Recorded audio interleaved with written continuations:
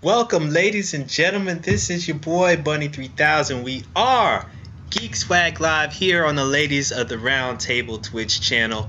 Welcome, welcome, welcome. Thank you guys for being here with us. We got a special show for you guys today. Today we have not only myself, as usual, and of course Dirty Helmet, Mr. Jason McNabb over there, but today Mr. Fantabulous. Oh yeah, of course. But today, as you see up here at the top of this, okay, see, I gotta do the right pointing over here. We have Roto VR's one and only Elliott Myers, all the way from the UK. Hello. Hi guys. Yes. How's it going, Mr. Myers? Thank you so much for being on the show today. No, thank you so much for having me. Yes, Exciting. yes. Oh my gosh. See, like before we started the show, ladies and gentlemen, Elliott actually let me know what time it is over there in the UK. So I like feel horrible right now for even asking him to be on the show at the time that we do the show rather than just recording it. So I'm going to feel horrible for the entire show, but we're going to try to make it up to him. We're going to keep it interesting. We're going to keep it relaxed. We're going to let him do whatever he wants to do or talk about whatever he wants to talk about on the show today. Do you know, I'm glad you've now told everyone what time it is, because now I can talk absolute rubbish and I've got every excuse in the world. Yes, yes, Yeah, that's exactly what we like. Yes, and caffeine. Yeah, yes, definitely caffeine. Goodness. So, Mr. Myers, one of the things we kind of like, one of the things we kind of do here on the Ladies of the Round Table channel is we try to do our best to promote science, technology, engineering, and math because, you know, we of course get a lot of the younger crowd here, a lot of the millennials, as they call them. Myself and Jason, we feel like we're of the slightly advanced age. Not quite advanced, but advanced enough where we can't really consider ourselves millennials, right? So here on the Geekswagg, we do try to promote just all of those concepts. And it's always interesting to see people or hear about people's path into the career or into what they are currently doing now. So I'm interested, what really got you going, I guess early on, like maybe when you were in school or before you even got into school, on your career path, I guess you would say? Well, so I've always been an avid gamer. And okay. As you can see, I'm the ultimate geek. I've been a gamer since I don't know. I think I was about 4 or 5 years old, and I don't know if you remember it's Mattel's Intellivision. Oh my gosh, yes, I do.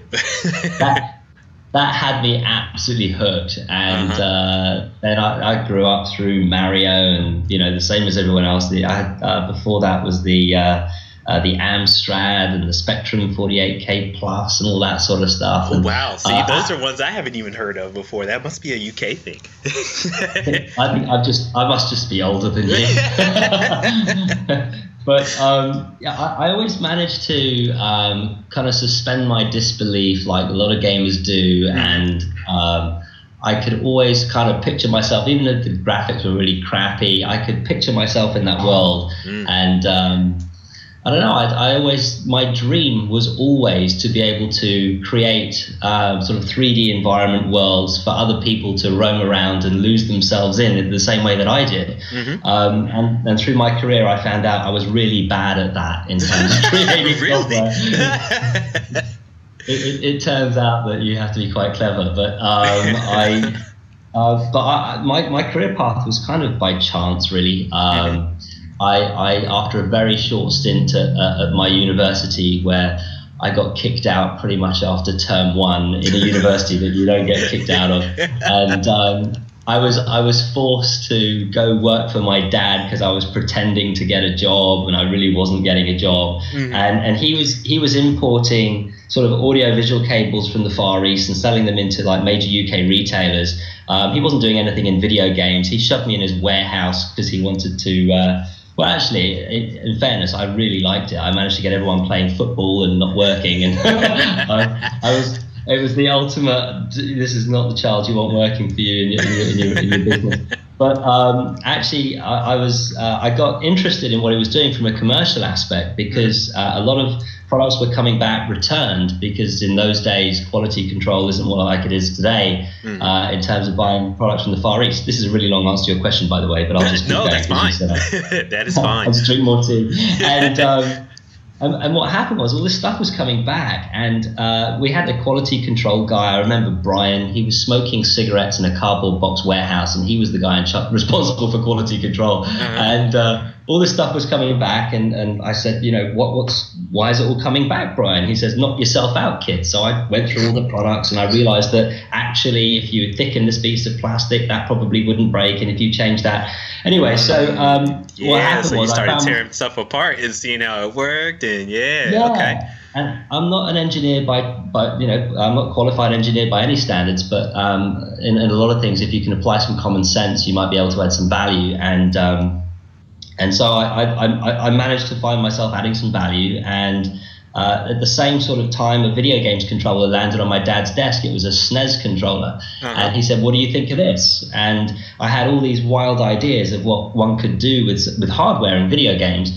And I presented my ideas, and I was given the opportunity to go to the Far East with the buyer, Chris Garwood, and I ended up living out in Hong Kong, China for 2.5 years, creating a range of products, which ultimately became the leading third-party video game accessory brand in Europe. We did steering wheels, joysticks, joypads, light guns, all that sort of stuff. But we had some really innovative products. We brought the first ever force feedback steering wheel to market. We won awards for some stuff. And then ultimately my father sold his company. I moved out to Texas for a while, launching these sorts of products into the US with a company called Radica Games, who were ultimately bought by Mattel. And they did toys. So I had some experience in the toy industry. Anyway, this is still a really long answer to your question, but I'll keep going. No, this is great. This is great. It's connecting all the dots. And then I just felt I could do it myself. I'd help Konami make. Do you remember the Dance Mania? Oh yes. The Dance Revolution, and we created the European version of that for Konami. Okay. And I thought, you know what, I could do this. So I set up a new business, a video games publishing business. I raised some money, originally through family and friends, and then through business angels, and ultimately through venture capitalists. And we created the first ever 3D games controller called GameTrack, which did pretty well. And we also created our own games, and that's when I found out I wasn't that good at making games. But we had this golf game. It was really cool, where you could swing a golf club, and your hands were translated, and therefore we could translate your golf club into 3D. And we did pretty well. We did like 500,000 units of that product, and eventually sold that to. I didn't make enough money, sadly. I'm still working on the commercials. Anyway, blah blah blah. And then I tried to make some toys, and now I'm in virtual reality, and this is where I kind of always wanted to be. There was pictures of me in the early days when I was about 13 years old, when the first VR headsets came out, and they were all clunky, they didn't fit right, and there was all sorts of lagging issues, as you know. And I'm just so excited about where virtual reality is today. I'm really excited to be part of it. Yeah, it's amazing to see how many different companies just over like the last month or so have said, hey, guess what? We've got a new one coming out too. You know, it's like all of a sudden, just in the past 2 or 3 months, it's been an explosion of all the tech companies just saying, we got one, we got one, we got one. I know. I've never seen anything like it. The convergence of blue chip companies across all different industries. It's really exciting. It makes me a bit nervous about our crowdfund, to be honest, because how do we bang the drum anywhere near as loud as someone like Samsung, Apple, HP? I mean, it's impossible. Right. So, we've got that coming up. Yeah. It's really amazing, but of course, as gamers, I'm certain you're just stoked for all the different possibilities and everything that VR can really bring to the table. Well, absolutely. I mean, all these. If you can hear my guinea pigs in the background, I apologize. No, I can't hear them. I call them rats when I'm not on air. All the headset manufacturers are all.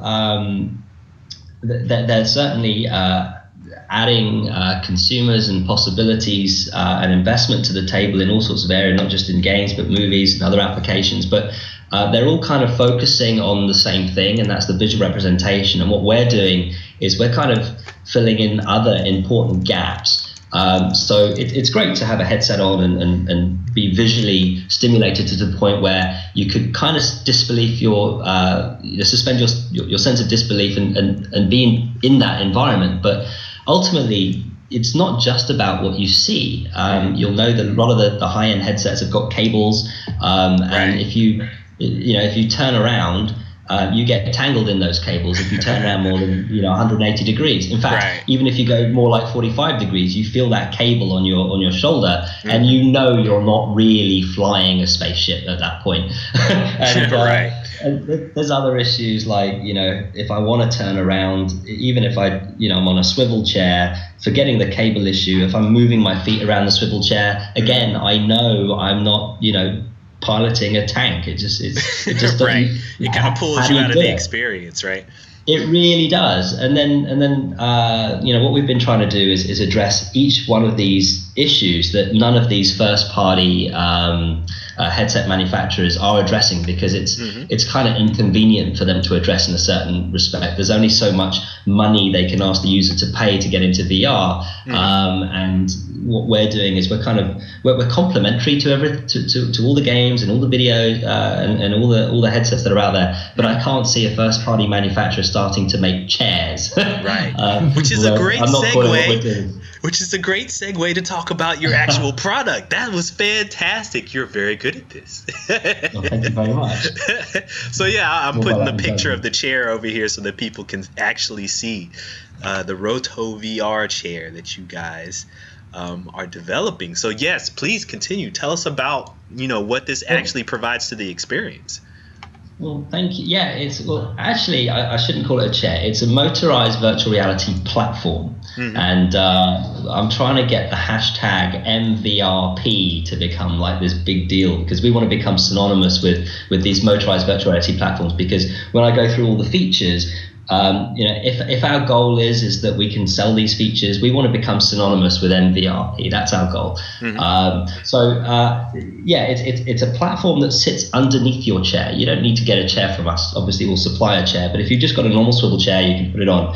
And I'll just go through some of the features so you kind of get the idea of what we're doing. So firstly, we address the cable issues by having slip rings inside the base unit, so you can plug in from your tower computer, so you get the beautiful rendered graphics, and then they plug into your headset, and you can spin around infinitely, clockwise, anti-clockwise, up to a pretty good speed, actually, 35 RPM, and so that's the first point. Is we're making turning possible, but we're also making it fun and comfortable and simple and safe. So that's the first thing, because VR at the moment is really clunky. But even if you've got a wireless headset like the Gear VR, there's still issues involved in exploring the virtual world. The truth is that we're kind of lazy as humans, albeit, as I'll repeat, this is 1:15 in the morning. Not all of us are that lazy, but so I call it like the cone of comfort. Actually, it was research that Samsung did. They explored how comfortable we are turning our necks more than 30 degrees, and we found out actually that is the most comfortable distance that we turn our neck, to the left or to the right, 30 degrees. Down is actually about 15 to 20 degrees, and up is probably about, again, 30, 35 degrees. So we're more comfortable looking up and left and right than we are looking down. But ultimately, we don't turn our necks more than that 30 degrees, or certainly more than 90 degrees very often. It's not comfortable, so we move our bodies around. That's where I'm trying to get to. And actually in VR, that's really important for a number of reasons. One is, well, how do you convince people that they should actually swivel around on their chair when we can't really be bothered to even turn our necks more than 30 degrees? So that's the first thing. You've got to create a really exciting content for someone to actually want to turn around. So what we spin all the way around. Yeah, it's like if my phone's ringing behind me, I'll turn around on my swivel chair and I'll get it. But otherwise, I know what's behind. I'm not going to go there. Right. And it creates this vicious circle in terms of creating content because. Why would a developer spend a lot of money creating stuff behind me if the most likely scenario is they're not going to go there? So it creates this vicious circle. It's like, well, I know there's nothing behind me. Everyone knows there's nothing. I'm not going to look. But there are some games, and Alien Isolation is one that we want. We're kind of affiliated with. Is in like a first-person shooter. Well, you actually are in the middle of a VR world. It's not like a turn-based shooter where you're just moving your head. You're in that VR world. So it's important to be able to turn around. So what we do, because we're lazy, is we use that right thumbstick. I'm talking Geekland now. Is that right thumbstick? You know what I mean? Yep. On the joypad or whatever mouse keyboard, and we spin the world around us artificially, and that's fine. We're used to doing that. We're used to sitting watching a TV screen, and I think it's part of the reason why video games never really took off in terms of TV watching. It's not that interesting to watch someone play a TV because they just sit there drooling at the screen. But when you turn that thumbstick, then the world spins around you, and this creates a lot of nausea in virtual reality because your inner ear is feeling no movement whatsoever, and yet your visuals, the world spinning around. Oh, okay. Yeah, absolutely, and it's doing something that our brains are not used to, and it induces this motion sickness. And, so how often do you think? How often have you seen people actually get sick from that? I mean, is it like everyone gets sick from that, or is it like only a choice few, or is it like only the people that haven't been in like a military flight simulator or something like that? Do you know what? That's a really fair question. I mean, I actually searched. Oh God, I can't believe I'm saying this. I actually searched online to see if I can find someone throwing up in virtual reality. Just to see it, right? Like, yeah. Well, if you look online, it's like it's kind of like a big elephant in the room. Everyone's talking about motion sickness, not least the first parties themselves. They know they've got to get it right. They can't have people going to the shops, buying it, playing it for an hour at home. Yeah. And I myself have experienced it. I never get motion sickness, but there's a couple of games, I won't say what they are, but they just don't do some obvious things right. There's like head bobbing in the game that makes it worse. There's spinning around, and actually I found that the better the graphical delivery, if you get those smooth turns, it actually makes it feel worse. And I actually found myself having to lie down. I didn't physically throw up, but I had to lie down for like 3 hours, and I've never been motion sick in my life. So I have experienced it myself. I was aware of the problem beforehand. I thought, well, it's quite convenient for us because we're actually solving nausea. I'll explain how we're doing it. But when I actually got nauseous, I was in my mind, I'm thinking this is great news, but I felt so crappy at the time. It's not great news because I'm a gamer and I want it to be solved. And the way in which we solve it, we don't solve it entirely, but we reduce it dramatically because I should say a lot of people don't get motion sick because there isn't that much content out there. There isn't that many games I would say is worth playing for more than half an hour anyway. And only the avid gamer will push through and keep playing on some of the stuff because the content really isn't quite there yet. But yeah, so turning in the real world is really important. If you've had a VR headset on and you sit there and you move your head around, it feels completely comfortable, completely natural, and you can do that, for a long period of time. But when you start, as John Carmack describes it, stick-yaw, he calls it VR poison. If you start to rotate that world around and your inner ear is experiencing no physical motions whatsoever, that disembodiment in the head between what you're seeing and what you're feeling does create nausea. So HTC are looking to resolve it by allowing you to walk around in a room. I heard about that. Yeah, having to set up like a 15 by 15 area just for VR. Right. Correct. And I think that I'm having the opportunity to meet them actually this week at EGX Res. Hey, plug, don't I'm excited to check it out. But most people, I think, certainly if you're going to watch a movie, that I can see most people wanting a seated experience in VR. And so turning is important, and so we're trying to give people the inclination to explore. That's the first thing. That's what the powered motor does, is that it's actually fun to turn around. We've got these intuitive foot controls so that you just turn our base unit clockwise or anti-clockwise just by kind of twisting your feet. It sounds more intuitive than I just explained it. Good, right. And then as you turning around, because as I said before, you can move your head around and you don't really get nauseous. Well, you never need to touch that right thumbstick again, because if there's a door behind me, I don't need to rotate the world until it's in front. I actually just rotate and go through the door behind me. So not only does it solve nausea, but it really helps you, make you feel more immersed in the game. You feel like you're turning around, you're going through that door. You feel progression within the game and traversal, and that's massive. I can't say how big a deal that is. And it's one of those things I guess you have to try, but in theory, I think it even makes sense. It certainly does in practice. And so we're really excited about that. And then you combine all those benefits of cable tangle resolving with nausea and feeling that progression. Then we get onto the even more exciting stuff, which is, well, now that I can turn around in that game, can we track which way we're facing? And inside the base unit, we've got a shaft encoder, which gives us absolute position or absolute orientation on where we're facing, not relative. Inside the headset, you'll know there's all relative components, and you've got tracking cameras that are constantly recalibrating the headset because there's drifting components inside. They're all relative components. We've got actual physical orientation, absolute position.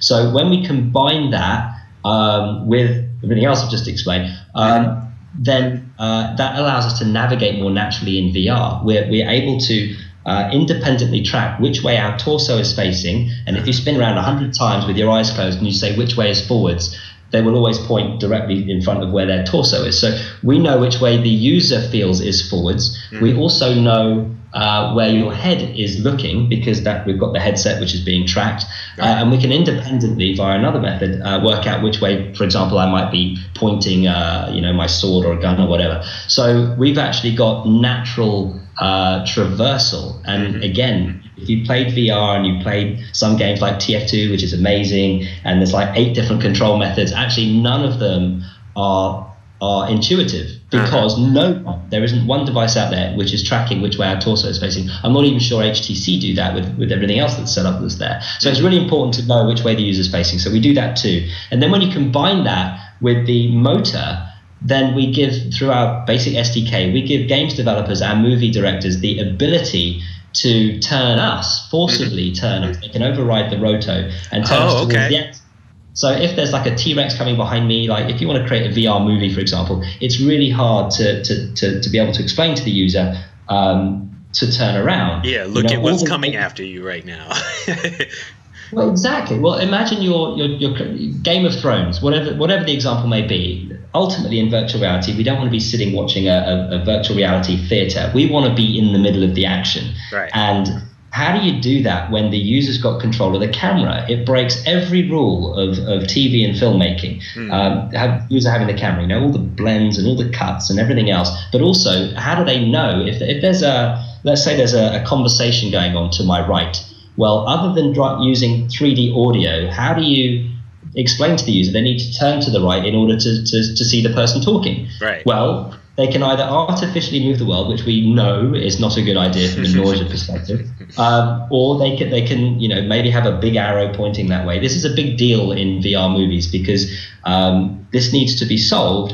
Let's say the Gear VR. I think the killer app for Gear VR and wireless headsets that aren't able to relay the beautifully rendered graphics from a high-end tower computer. You can do VR movies beautifully with wireless headsets, and so we think that it's important to have a solution to this issue, and being able to forcibly turn the user in that direction, so that not only can the user be relaxed because, hey, I can sit back in my chair and I'll just watch it all unfold, and I'll be turned to see whatever happens. It's kind of like a fairground ride or a Disneyland ride. That's really exciting because you can relax, you can chill out, and you can experience everything. But from a director's standpoint, it's really important too, because with that assumption in mind, then they can create everything they want to create.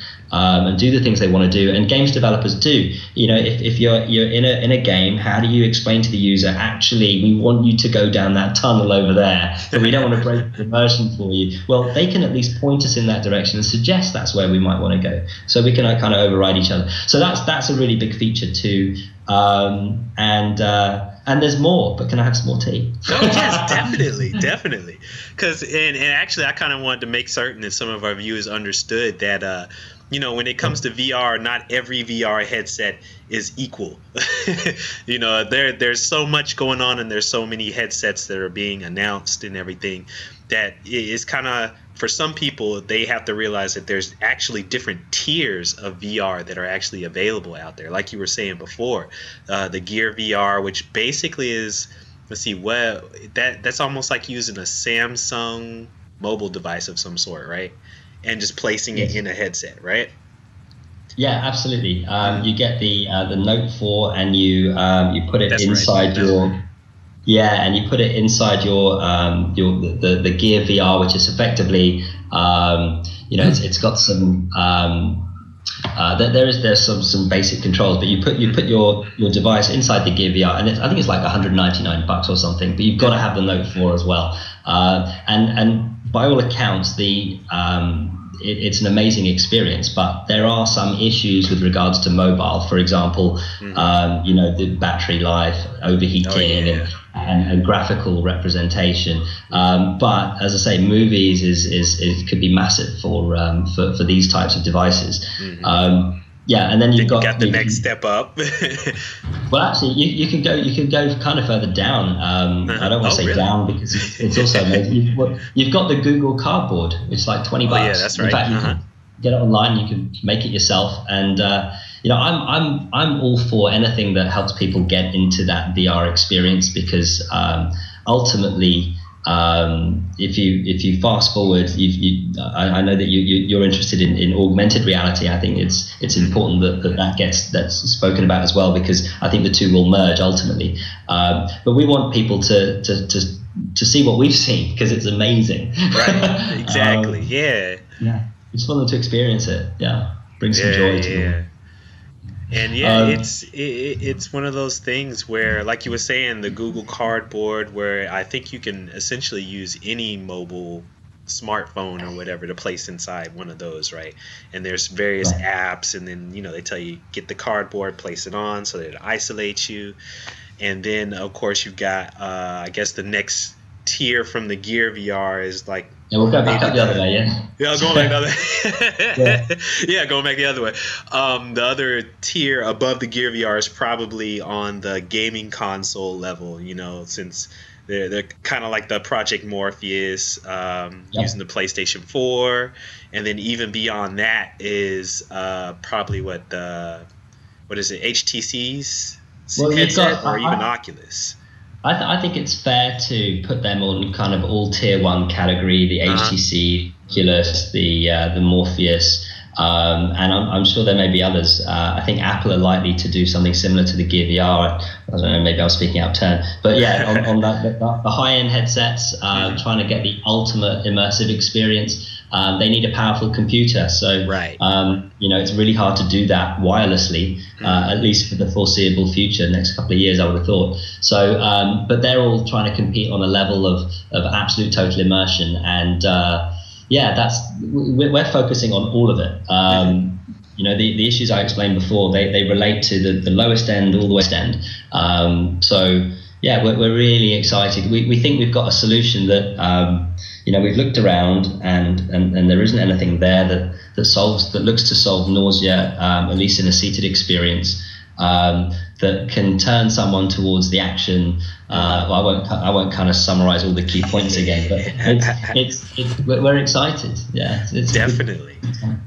Jay, I know you got some questions over there. You've been patiently listening. I've been listening, but I think Elliott there has pretty much covered a lot of things. The only thing I actually wanted to touch back on a little bit is that area you were talking about, what was it, like a 5x5 room that you would have to be in not to experience the nausea, to get the sense of you moving around and not when you take the headset off you don't tip over. So how do you guys accomplish that if you're plugged into like a tower or something? Do you I know you were mentioning there were limited technologies wirelessly, but how would you accomplish that? So like, say for instance, I'm I want to get this. Do I have to? So, and I want to, turn around, do all this stuff. I have to ultimately have a decent sized living room to actually get a good experience. Well, that's the point, I guess, is that what we've done is so with the Roto, you're effectively sitting in your chair and you're able to navigate in an infinitely large virtual environment just from the comfort of your chair. So you don't get off, the Roto base, if you like. So you'll spin around resolving the nausea the nausea issue, because you're turning in the real world, and that's correlating with the visual display. So that's how we reduce nausea. But we get rid of the cable issue by having this. It's kind of like it's called slip rings. It's a way of taking the cables from one end, putting it through, and you have like a contact that is able to relay the graphics and the sound. We keep the connections and the electrical circuits going, even though they're spinning around each other. So actually, you're turning around infinitely in any direction, but you're never getting pull on the cable. On the cable. Okay, yeah, that's pretty slick. Yeah, it's we're trying to figure out why no one else is doing it, and the truth is, the uncomfortable truth is that there isn't much use for it unless there's no way of actually using them unless they're tied to something physical. And if you either hang it from the ceiling, who wants to start hammering stuff into their ceiling? Yeah, that's an interesting view for someone else walking in the room. Like, what's going on here? Do you need us to have a sit down here? Well, I used to be married. I know how hard it is to throw and plug stuff in.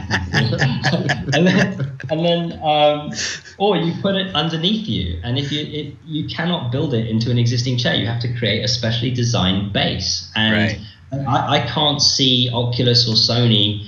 I'm saying this live on air, creating their own. They've never sold a chair before. As I say, it's kind of inconvenient to sell a really. There's always a solution to something. What's the cost? Well, we're kind of betting all our eggs on the fact that the people who want the best experience will want to pay extra to resolve all these issues. Right. But it's not a comfortable thing at retail to start selling chairs with a headset. Yeah, because if you think about it, it's I think a lot of the people that are like, oh man, I'm gonna get this, I don't think some of them recognize that their little i3 computer that they have, that they stuck a decent graphics card in, is going to be able to handle the kind of experience that they're really looking for, when they get their Oculus Rift, that kind of thing. They're going to have to invest in something that has a really good graphics card in order for it to have the visuals that they're expecting, rather than the Lawnmower Man visuals that we've seen back in like the 1990s. So right, that's kind of like PlayStation 1 graphics there. Right, exactly. So, do you see VR going, deep into the video game industry? I mean, I know there's probably a very good application for what you were saying for like movies and stuff like that. And I think that those things can be accomplished today. But I'm moving games, something like like a Call of Duty move 60 frames per second. You're running around, you're turning like really fast. Do you see those applications, being taken on by developers? Yeah, in fact, we're displaying our Roto with alien isolation, which is absolutely amazing and terrifying if anyone's tried it in virtual reality. Yeah, absolutely amazing. I mean, it's so weird being confronted with the alien we all know and love, and it's actually in scale in front of you, chomping on your head. It is a absolutely terrifying experience. You cannot run away from it. Anyway, in answer to your question, yes, absolutely. I mean, video games is really what helped take the Oculus off. I mean, it's the gaming enthusiasts that have made this big movement and development and excitement and momentum in VR. It's all come from gamers because everyone's buying into that belief. But what you found is that it's pretty hard to release any software, make any commercial money on a game because there aren't any headsets out with the consumer yet. Oculus hasn't launched, so there are games that are being created, but we haven't seen them. All we've seen at the moment are demos that you can get on Oculus Share or some other forums, and you can try them. Some of them really show you the promise of where it's going to go. But if someone's going to invest millions, because these games cost a lot of money, to make a dedicated VR game without some sort of store by which they can sell it, although Oculus Store is now open, there aren't the headsets really into the mass market to warrant investing that sort of money. So they've kind of got the chicken and egg. I know that Palmer Luckey has spoken about seeing some amazing games in development. He can't speak about them yet, and yet you can understand the chicken and egg. It will happen when I think Morpheus are looking at launching early next year. I think that was the latest announcement. Oculus is launching later this year. So in a year or two's time, it's going to be a completely different landscape with regards to the gamer. Mm-hmm. Well, Actually, I'm I think definitely excited about that. Yeah.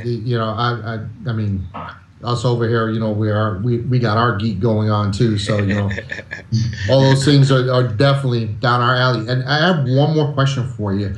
Sure. Do you see any, medical applications for VR? I mean, I'm talking about, helping people maybe with physical therapy, learning disabilities, those kind of applications. I know I've seen some things that people, use, the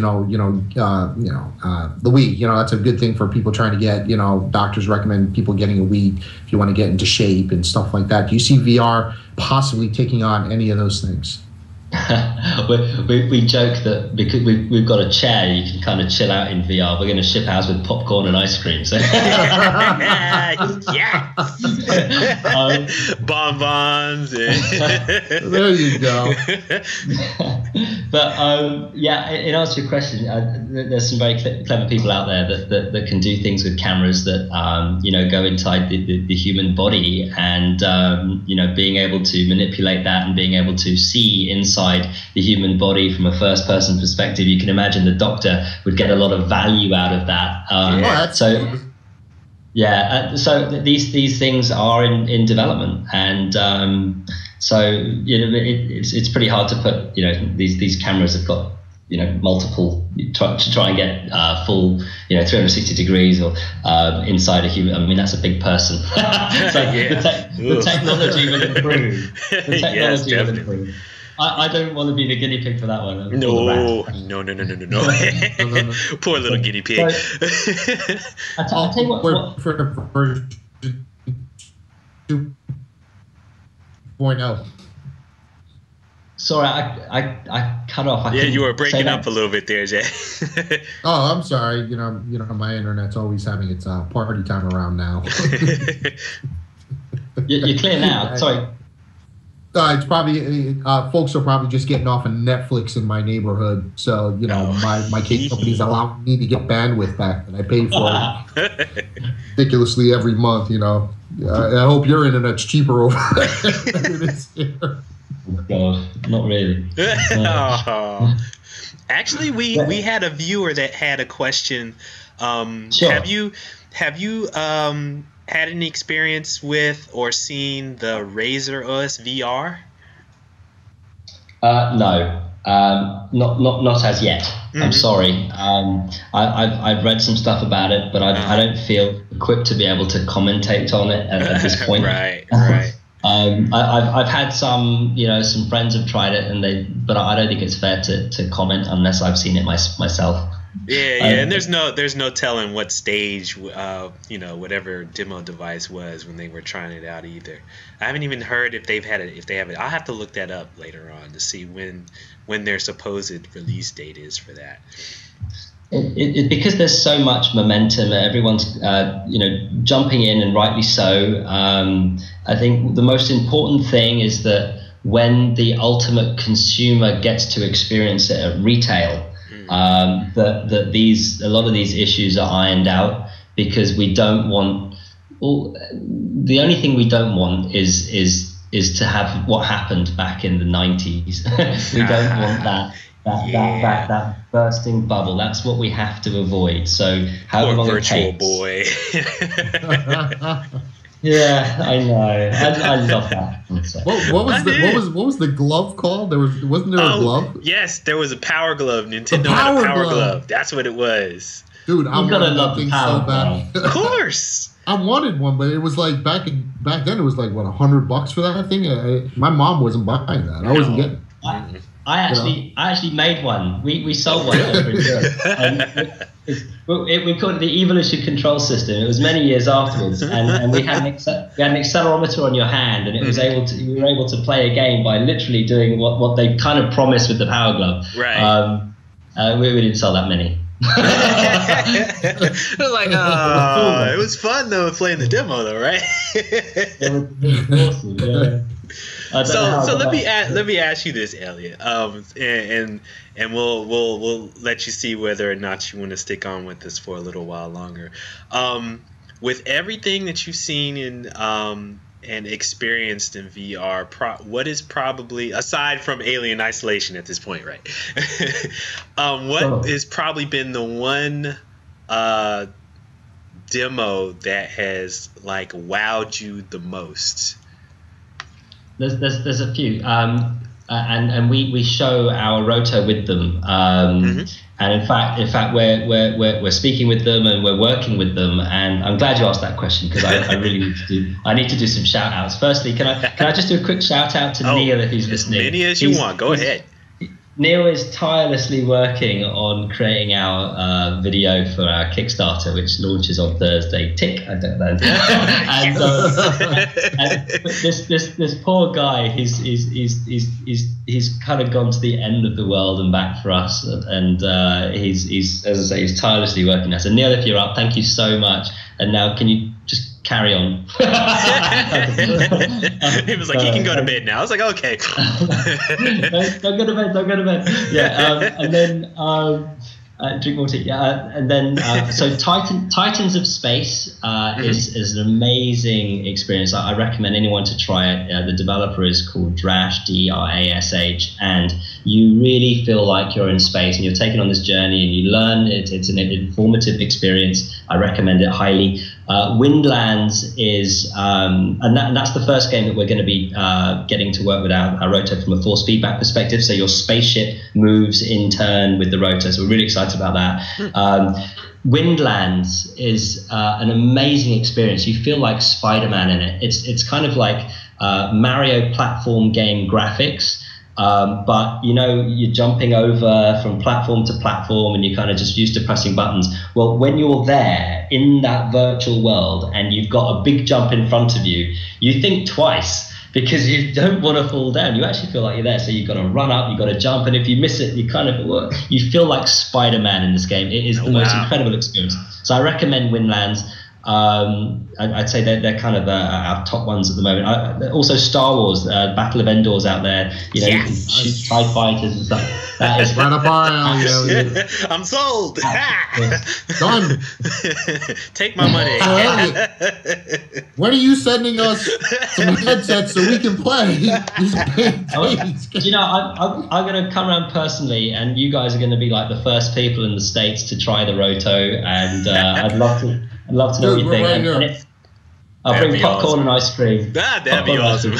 That's right. Don't forget the bonbons. You promised.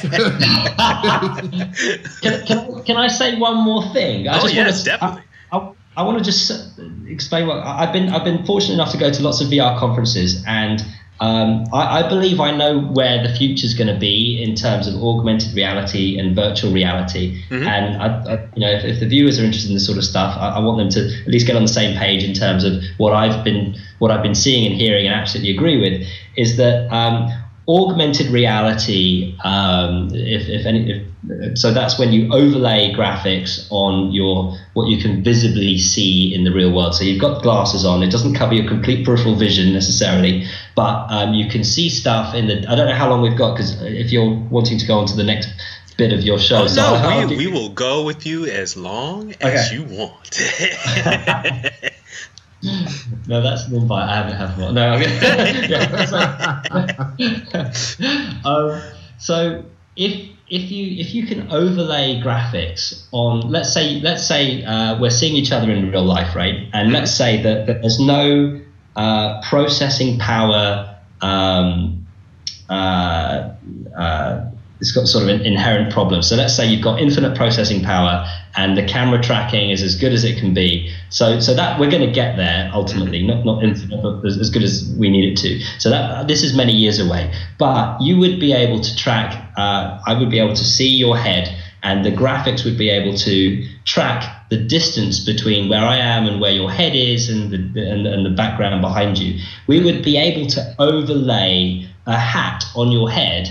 And with the augmented reality, with it being able to, and there's a company called Magic Leap that seemingly is working on this, we can overwrite the kind of pixels that we'd be seeing out of our screen onto your head, so that I wouldn't actually know if you're wearing a hat in real life or not. So you could be physically there in front of me, I'll be wearing these augmented reality glasses, and these things can be popping up, and I wouldn't know the difference between what's in the real world and what's in the virtual world. And with a simple, hand gesture, click of a button, we can overwrite everything in the real world, and I could effectively be on the moon or whatever virtual world environment. So augmented reality and virtual reality in the future, they will blend into each other. You'll be able to, it's useful to be able to see in the real world, so that, to your point is, how do you not fall over? Well, if that augmented reality, doesn't have that issue. Right. But when you blend the two, you could be walking around your everyday life, and when convenient, you can be in the virtual world, and then you've got that mishmash in between. So that's where I think it's going to be. It'll be one headset that does both, but it's a long way away. But that's ultimately, I think, where we're going to get to. Awesome. You know what this sounds like? It sounds like the Matrix, because you almost sounded like Morpheus in the first Matrix when he was explaining to Neo when he was in the virtual reality world of him projecting himself with the suit and his hair and the arms and the plugs. I'm like, we're getting there. We're getting there. It's going to start in the UK. That's where it's going to happen. That's where Skynet's going to come online, and that's it. We're done, dude. That's awesome. That's awesome. Yes, definitely. But Elliott, thank you so much. This is a lot of great insight on this. The chair sounds awesome. You know what? Motorized virtual reality platform. Yes, the virtual the platform. Yes. No, I'm only kidding. I keep saying that, but ultimately people just see a spinning chair. I'm just trying so hard. But you're right. The Roto does sound like it's definitely something for those high-end people who want that complete immersive experience with their VR, with their new VR Oculus Rift, or whatever else pops up, the Vive and all these other headsets that are coming. Do you guys so you said you've got the crowdfunding that's still going for it, or getting ready to start? We're launching on Thursday, and it's kind of it's a nervous time, because we put so much energy, and right. we really want this product to come to market as gamers. We developed this right from the start. So we really want to make it happen, and there's so many risks associated with crowdfunding and stuff like that. Can you really hit my guinea pigs? They're going crazy. It's like money. Yeah. So Anyway, but thank you. Yes, it's exciting, and we're doing a quick crowdfund. So please support us if anyone's listening. Thank you. Yes. I'm not very good at begging. That's why I'm divorced, I think. Oh man, no, of course not. Didn't know what she's missing, right? But thank you so much for coming on the show and enlightening all of our guests. If you don't have any more time, or if you're ready for bed, this is definitely your exit point, because Jay and I, we definitely get deep. But yes, if you need to go, definitely. Thank you so much for being here on the show and enlightening us about VR and AR. Definitely. Before you go, Elliott, what's your favorite video game? Honestly, the first thing that just came to my mind was GoldenEye and Mario. Ooh, GoldenEye, classic. Yeah. Yes. Spent a lot of hours and nights on that game. Yeah, that's a good one. Hey guys, it's been an absolute honor. Thank you so much, and I'd love to come back on your show and give you an update as to where we are. And definitely. Sounds like a plan. Yes, Elliott, and next time we'll do it earlier, man, for your sake.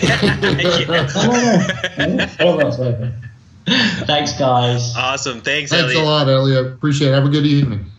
Thank you very much. Cheers, guys. Bye. Later. Bye. So, yes, ladies and gentlemen, that was Elliott Myers from Roto VR. Thanks to him and his whole crew that I'm sure that were there on the call, or not on the call, but they're at Twitch also watching the feed. Thank you guys so much for checking us out. But as you guys very well know, we here at Geekswagg, we're into it all, Jay. We are into it all, man. That's the way we got to do it. And it's wild because today, for some reason, was like really, really, really heavy on a lot of the geek news and everything. Let me get my own bearings now that we have this VR nausea ourselves. Just trying to get our heads back on. Elliott was awesome, man. That was awesome. There was a lot. There was a lot there that I didn't even recognize or realize. But you know what I felt that was very interesting in what he was talking about was you know, I never really considered the motion sickness portion of it. I had heard, and that was one of the biggest reasons why I kind of wanted to have him on the show, because I had heard every once in a while some of the people that would go to the demos, they would say that they were doing the demos and that they would get motion sickness and that they would actually have to lay down for a long time to get their bearings. It wasn't something where, you're just like, oh, I'm kind of dizzy, and you just walk off and you do what you got to do. It was like, hey, like he said in the feed, he actually had to lay down for quite some time to get rid of the nausea or the sickness, Yeah, and that totally makes sense. I mean, you've got you've got your eyes and, your ears can't balance out because you're not moving. So, those two things need to work together.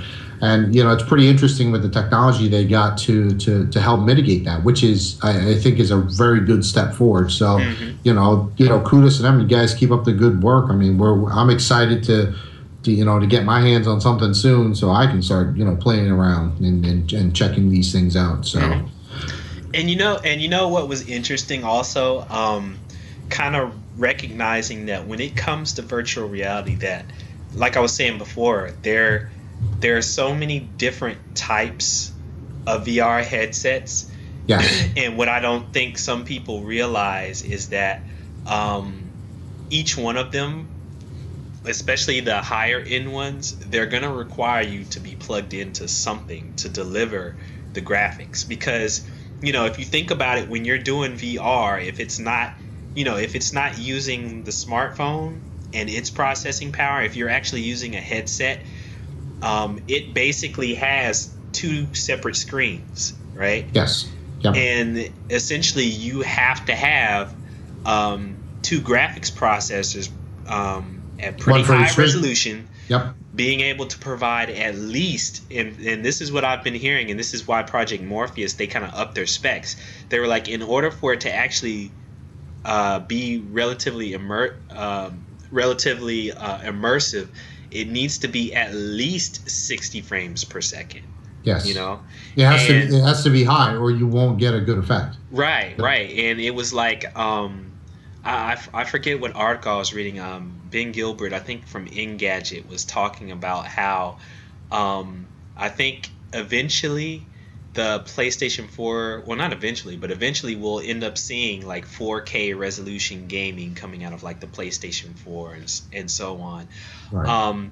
But even with that, I mean, it's going to be hard to crank that out full power along with everything else that the PlayStation 4 has to do for a given game or a given any kind of media to the headset, and be able to provide what people are expecting it to provide. To see. And I think that's where Microsoft was trying to go. They were bragging about the dual GPUs and its independent processor and a lot of the other things that it brought, because it wasn't going to require a lot of juice from whether you had, I guess, plugged into a PC or to your Xbox to do that. Because at this point, based on their code and the way they lock that Xbox down, they're not giving them much juice for anything. Right. So all that processing would happen to have happen to happen on the head. Yes. On the headset. Yes, on the actual headset. Yes, without wires. And that's why I think that's what Elliott was talking about. That price point is going to jump because for them to put that kind of technology into the headset, you're not looking at a $150 item. You might be looking at a $600 item. Or more. I mean, I mean, just taking guesses here of what I think it may or may not cost, but the better you get it, and it'll deliver, the more bucks you're going to pay for it. So, yes, it's going to be tough, but I'm interested to see. I just think VR has a lot of possibilities, a lot of things. I mean, I can see. Maybe 10 years from now, it'll be so powerful. It'll be like a Google Glass. It'll be a small, thin device on your head, and you'll be able to access applications in your house. You'll walk up, you'll put it on, you'll watch your TV, you'll walk around the room with it. You'll play your stereo, and you'll have minimal furniture in your house. Everything that you can make digital will be digital. Your lights could probably be digital. It'll, it can work off of sensors. I mean, those that'd be pretty exciting. I'd be interested in seeing that. That would really be in the Matrix. Right. Yeah. So like I was saying before, some of the things that some people have to realize about VR, and this is one of the articles that I saw on Engadget that came out a few days ago, actually. Just talking about the different tiers of VR. So they were saying specifically for like Project Morpheus, the different things that you'll need when it launches. So of course you'll need the PlayStation 4 console. You'll need the PlayStation 4 camera, which I think runs like 50 or 60 bones or something like that. Right? Yeah, it's a lot cheaper than what they connected because. Right. Yeah. You need the Morpheus headset, which I'm guessing, this is a guess, don't quote me on it, end up running you around between $150 and $200 is my guess. You're going to need space to run wire from your PS4 to the Morpheus processing box, which is going to be a separate small unit that has processing power to go between the headset and your PS4. And then, of course, you're going to have space to run wire from that actual processing box to the headset, because the headset is just like Elliott was saying, these VR headsets aren't wireless. The only one that you can pretty much use that doesn't require wires is like the Gear VR, and the one where you just use the smartphone, because the smartphone essentially is handling everything, the graphics, the processing, and the information, so you don't need the wire for that particular one. But you would need some serious wireless connection to crank out what you're going to do, because USB 3 runs the amount of data you can transfer between USB 3, which I'm assuming it'll be using, it's pretty fast. It's almost as fast as disk speed. You can get, I can't remember what the exact numbers it is, but I think you can get up to it's either 72 or 10,000 RPMs, which is pretty fast. But wireless, to get that kind of connection, man, you need a crazy wireless chip in there on both devices, just to transfer that data. Yeah, like Elliott was saying, I don't think we're there yet. I really don't think we're there yet. But with this kind of tech coming out and this being the first go around for everybody, and it's probably on, it's definitely on its way, because I'm 100% certain all these companies recognize that. And I don't know if many of you guys have seen pictures of an actual setup, but if you think about it, it's like they said, you need for some of these units, you need actual space in your room to be able to walk around a bit and turn around. you'd have to have, and because you'd have to have that space, you'd have to recognize that you've got the cord going from your headset to either your high-end PC or your PlayStation. Sounds like you're going to need like a 20 or 30-foot cord to actually, right. You know, yeah. Right. You need a serious cord for that kind of thing. And and one of the things that I think will be interesting is how people are really going to respond to having this or getting this or spending this kind of money for that kind of experience. I mean, most of us tech heads, yes, if we had the money, we'd be all on top of it without a doubt, you know.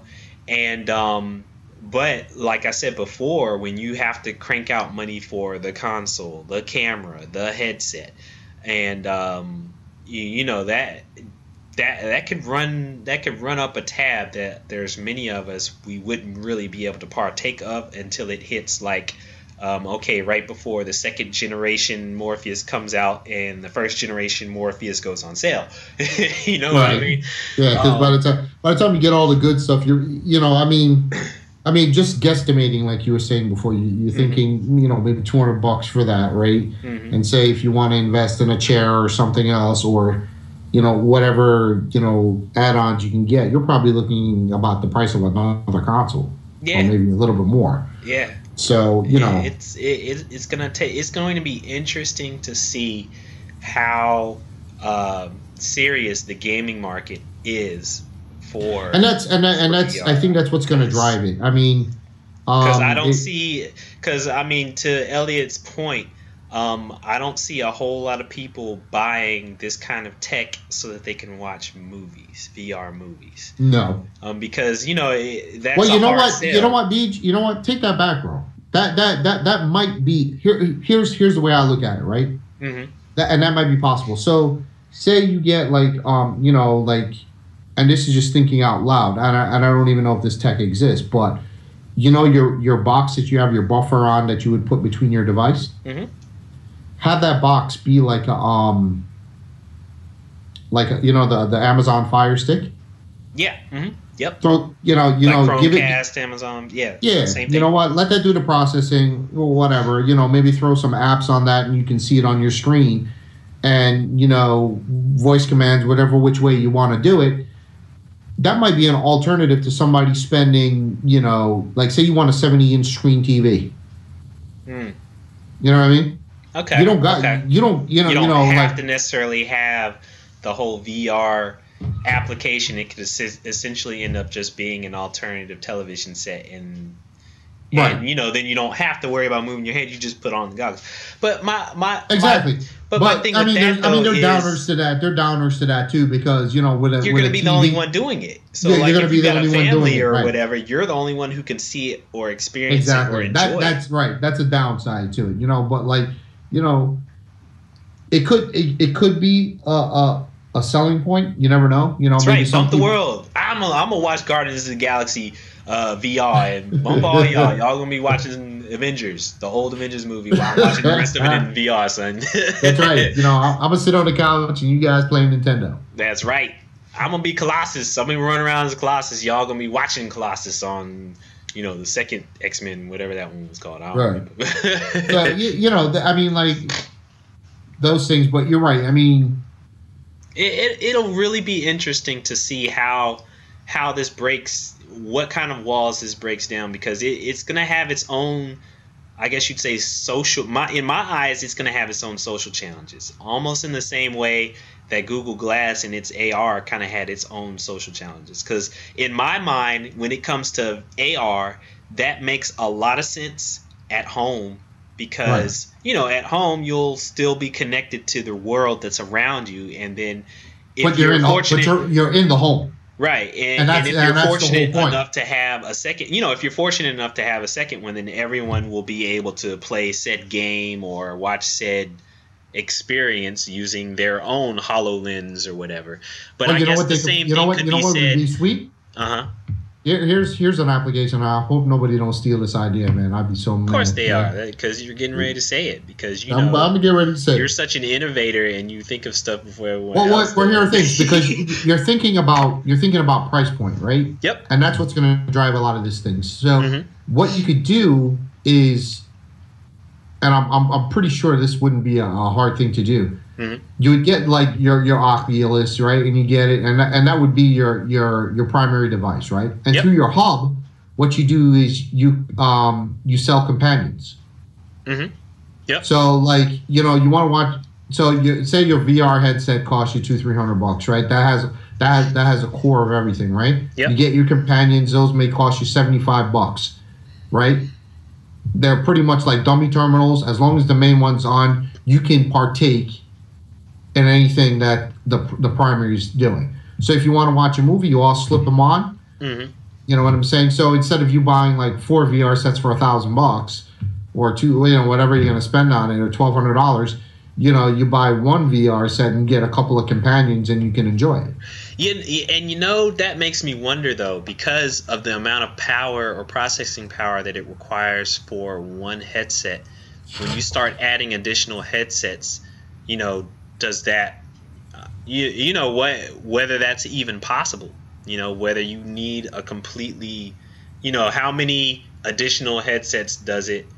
Would it support? And I think what would end up pushing the tech? You would need some kind of an in between device.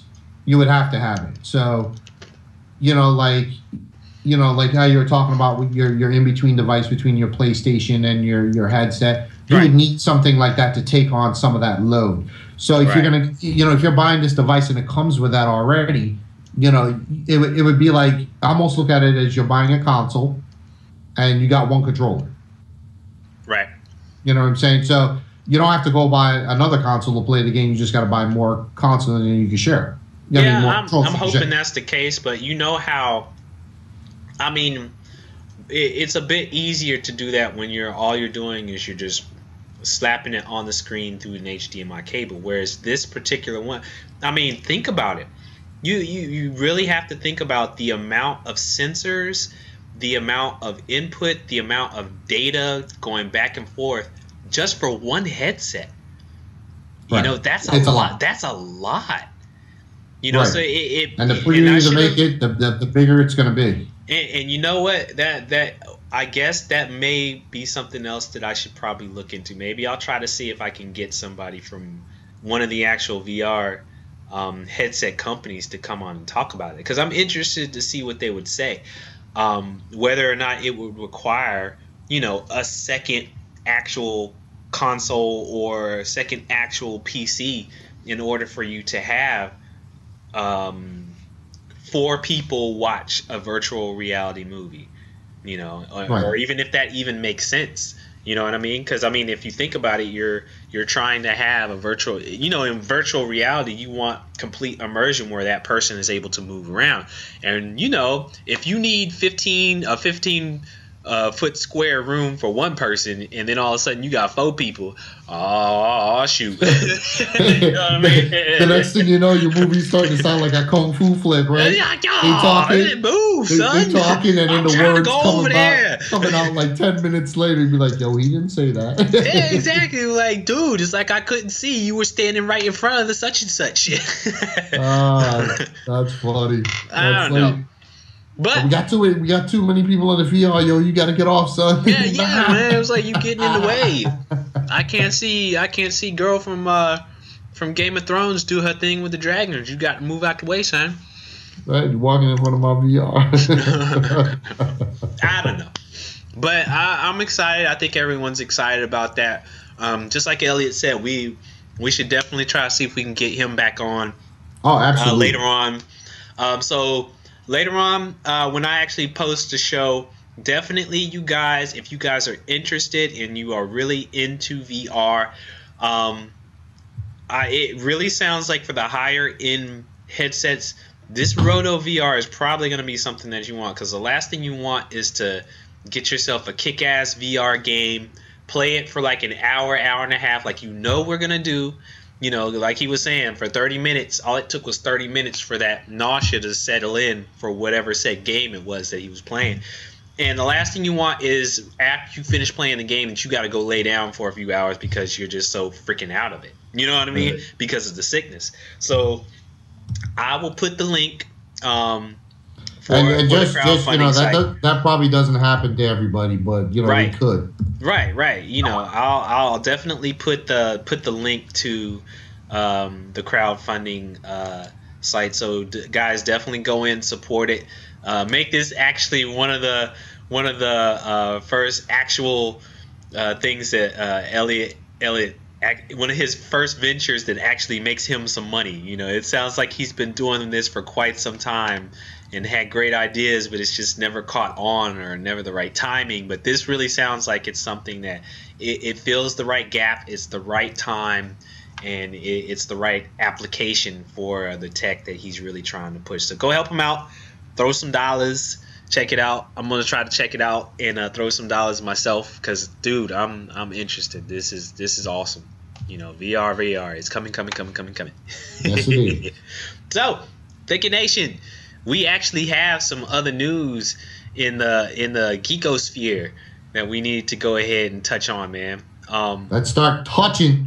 Yes. Ew. Oh, that didn't sound right. Did it? No, Oh, my goodness. definitely not what you want. Rewind and come back again, selector. Rewind, selector. So in case you guys have not heard, I'm certain a lot of you hardcore people have. If you are a Ghostbusters fan, it's really starting to sound like Ghostbusters is turning into the next Marvel. Yes, it is. They're gonna have their own cinematic universe. Yeah, they're doing a mail cast too, I believe, right? Yes, from my understanding, recently they announced that they're going to that they've already put in the works for a male cast. Apparently, they have already put interest in to have Channing Tatum as one of the guys that they approach for the male Ghostbusters movie. Even though that's a risk, doing a male version, but I think they might be able to pull it off. I think you know what? I like the idea, but too soon. Oh, what do you mean too soon? What do you mean by that? Well, here's the thing. You already got one that's coming out with an all-female cast, right? Yes. Okay, so I'm assuming that this is just a guess of mine. I'm assuming that one's coming first. Oh, of course, yes. Right? Yep, okay. They said that this one is going to come and start filming. Let's see. Well, let's see. They said Sony is broadening the franchise. First Order Biz action-centric comedy that's counterpart to the Paul Feig movie, which basically has the four. Well, they're not all SNL, but they're the Paul Feig movie with the female Ghostbusters starts in June. Apparently, they'll be forming the Ghost Corps, which is a new production company, which, of course, includes Ivan Reitman and Dan Aykroyd. They're saying that the second film, they're looking to get the same guy that was doing Captain America, the Winter Soldier. And I'm actually getting some of this information, you guys, from Deadline.com. It seems like they've got some, I don't want to say late breaking, but this is the news that I'm getting from them. Apparently, they're saying that the hope is for Tatum to play one of the Ghostbusters in the film. He's kind of busy, but they're still hoping that the timing will work out.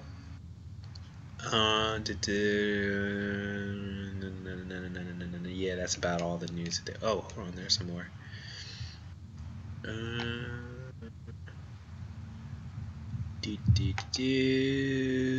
Oh yeah, this is some other stuff. But basically, they're saying that they want to expand Ghostbusters so that it's not just okay, we have the next sequel.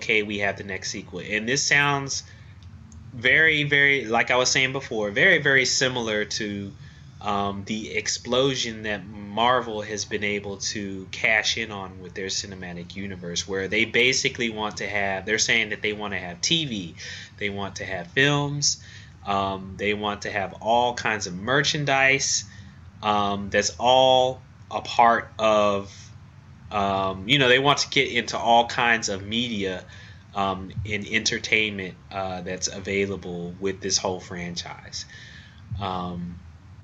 And apparently, that first Ghostbusters movie is set to come out July 2016.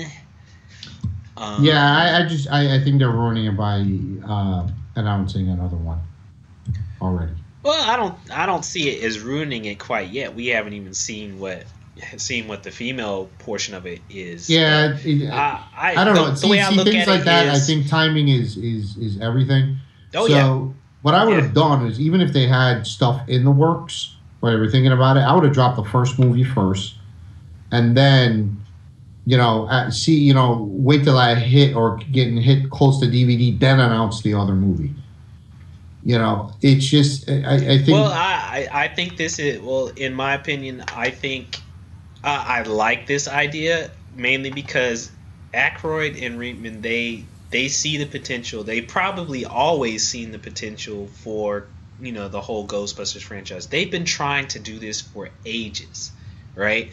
So you can imagine how many scripts and different scripts they've either written themselves, or set up that they wanted to do, just as Ghostbusters 3.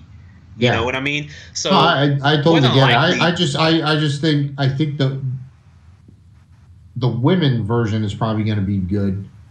I think the male version, and then they might do some third one, and then have them meet up in some surreal kind of place, and then I'm thinking that's where they're going with this. Yes, that's what it sounds like. It sounds like they're going to take, that they're going to end up taking both entities and then merging them together into for their Avengers kind of movie. thing. Yeah, their own Ghostbusters Avengers. Yeah, so Ghostbusters East Coast, Ghostbusters West Coast. That's right. They gonna meet up in Kansas. Well, I mean, think about it. They, all the other Ghostbusters movies were only in New York City. Of course, they got to get L.A. in this, and then before you know it, they got to get, Ghostbusters. New Orleans. You never know. They could end up with their own little. Yeah, I mean, New Orleans has its own historical kind of creepy, not necessarily creepy. Yeah, it's got its own kind of historic or well, not historic, but history. It's very rich in history. It's very rich in its customs, and you could easily do something in New Orleans, that has to do with ghosts and spirits and all voodoo, kinds of voodoo and all that other kind of stuff. And same thing for LA. You just go from big city to big city and just do all kinds of stuff. I could see it happen. I could see them figuring out ways to pull it off and have. Oh, no doubt. I don't think that. I just think the announcement's too soon. Too soon. Think it says too soon. Baby. Yeah, too soon. I just think it takes the fun. I just believe in timing is everything, and I think they're just jumping the gun a little too fast on that. Well, the majority of the public probably won't even hear about this news anyway. They'll be like, "What? We didn't even know there was another one coming out. Who? Those who? What? What?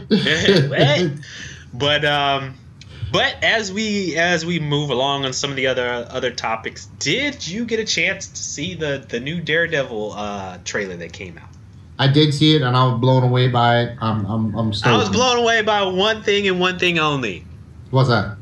Someone, and this was actually a portion of a post that someone said, if they actually take Rosario Dawson and make that gorgeous woman into Elektra in this, dude, this will be my all-time favorite show in my entire life. Yes, because me, Jay. I love Rosario with all my heart. I definitely see that as a possibility. Yes, and you know what? I love that some of these new shows are doing.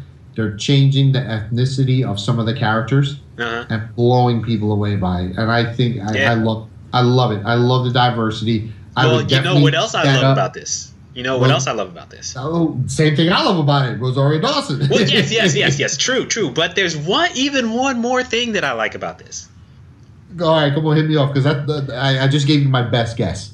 My bet, what it is it's TVMA. This is not your little PG-13. Okay. This is not something that they're trying to appeal to a massive crowd that includes kids. They are going all out. They're going full bore. They're going dark. They're going MA. They're going HBO style basically. Yeah. They're getting top names. Rosario, they're getting Vincent Dior. How do you pronounce his last name? I can't pronounce that last name. Vincent D. Up in place. Yeah, that's where we're going. Vince D. Vincey D. He is Kingpin in this. I can't remember who else I saw. I saw somebody else. And you know what, dude? When I saw him like that, because I'm pretty sure this is how you pronounce that, D'Onofrio, Vincent D'Onofrio. But like, just say it real quick. He got bigger, and when he shaved his head, let me tell you, I remember watching Spider-Man on Saturday morning cartoons, and I'm like, yo, he looks just like him. I'm like, wow, Dead Ringer, man. If he would have buttoned down his shirt a little bit, thrown on a couple of gold chains, I would have been done. Yo, that would have been it right there. I'm like, yo, this guy, he's like it. Just, I'm not sure if they're going to do this with this, because it's going to be on Netflix, right? But I did hear Netflix, and I'm a little upset at this, with some of I'm not sure if all, but with one particular of their original programming, they're gonna punk you. They're not gonna let you binge watch. Basically, they aren't. They said they're releasing the whole season. Well, this is not for everything. I'm not sure about this one, but there was one I did see today. They weren't going to let you do it. They were going to release it on a weekly basis, so no binging on that program. And they might, dude. I gotta find that article. I gotta find that article because I saw it today, and I was a little tight about that. I know, right?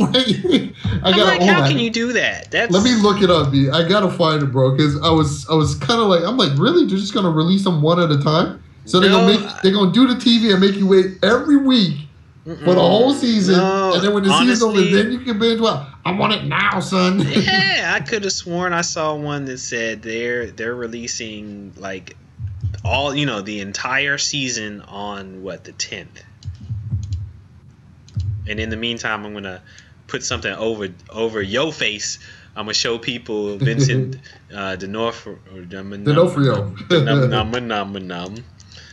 Just so they can see D'Onofrio. Right. Yes, as Wilson Fisk himself, Kingpin. Just one view of Kingpin himself, and then a view of Vincent himself, bald, looking the part, of course. Yes, no, he looks fantastic. I mean, here it is. Netflix won't allow audience to binge watch its new series. I forgot which one it is. I was hoping it wasn't, what we're talking about, but here to the pros cons. Not allowing first season.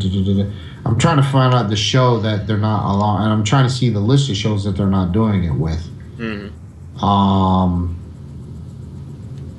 It wasn't everything. I didn't think it was. And I hate, I hate when these articles get too long. You gotta scroll down and actually look for stuff. You know how I am. If you don't give me that mess in like the first couple sentences, I'm gonna get burned. It's like that. Yeah, pretty much. That's where I'm at right now. I'm gonna let y'all know next show. But I gotta spend a little time in looking at it. I did see one show that they weren't allowing you. It's a new series that they have coming out. I forgot the name of the show, but they won't allow you to do that. And I'm reading down, and I got called into a meeting. I'm like, man, I hope they don't have some of the shows that I want to watch on here that they're just not releasing the whole season, because that's how I like to watch TV. Sometimes I actually, except for like my Flash and my Arrow, because I'm a loser, I'll watch those on weekly. But there are other shows like there's this show that I wait season one for. It's called Vikings. It's a History Channel show. Yep.